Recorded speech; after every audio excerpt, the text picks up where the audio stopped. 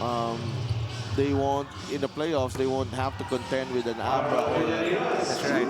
or a Caloocan or a San Juan.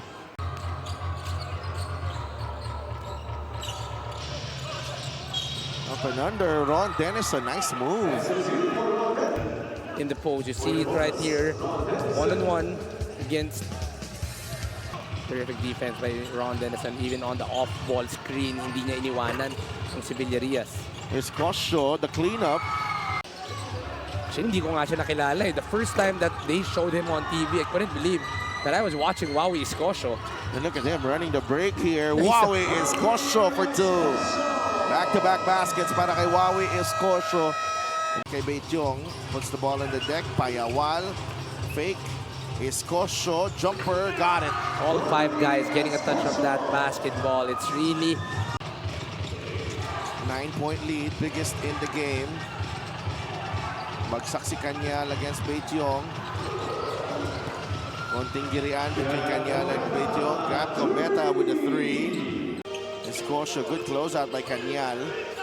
Balik kay Heruela for three. He was fading away. Cometa leaking out, and Cometa with 5 straight points. Stayed at this level, but he has always been a hard worker, John Wilson.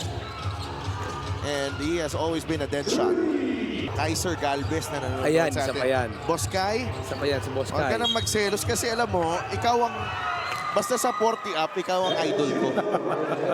Yung brother ko nagtanong, Kuya, di ba si Boss Kai sa North na maglalaro?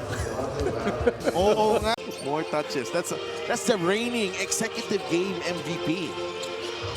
And what a pickup for the North. Huh? That's right, that's right. Camacho, pass was anticipated well by Kanyal. Wilson gets it to Cometa, nabitawan ng bola. Itong dalawang kupunan natin. Wilson, crossover, loses it to Camacho. Camacho, good job there by Kanyal. Timbuhan, the inbound. Balucanag to Kanyal. Liberente with a steal. 1.9 left. Loristo with a catch. Loristo with a shot. And a miss. Felt like a Christian Leitner play there.